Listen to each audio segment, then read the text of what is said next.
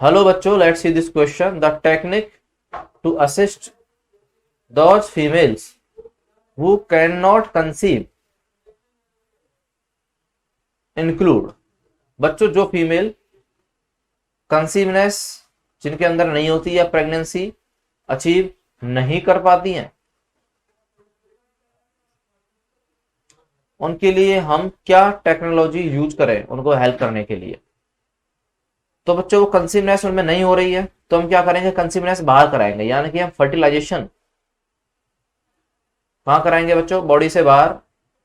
कैसा फर्टिलाइजेशन बच्चों, उसे कहेंगे अपन इन विट्रो। बॉडी के अंदर नहीं, बॉडी के अंदर तो इन विवो या इन वाइवो। तो बच्चों हम कराएंगे इन विट्रो फर्टिलाइजेशन बॉडी के बाहर। और इन विट्रो फर्टिलाइजेशन कराने के बाद रिजल्ट में क्या बच्चा है बच्चों, रिजल्ट में बनता है बच्चों जायगोट।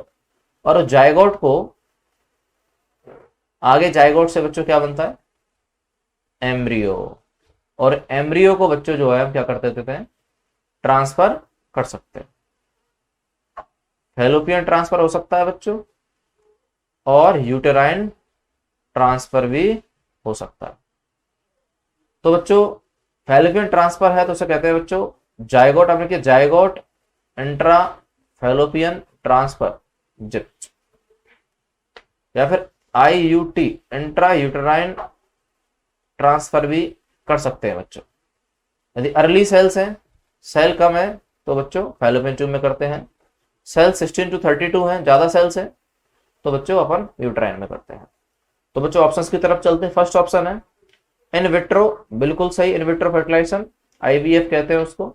फॉलोड बाई, पहले आपने बाहर फर्टिलाइजेशन कराया, फिर जो एम्ब्रियो बना उसको ट्रांसफर कर दिया। राइट बच्चों, तो बिल्कुल सही।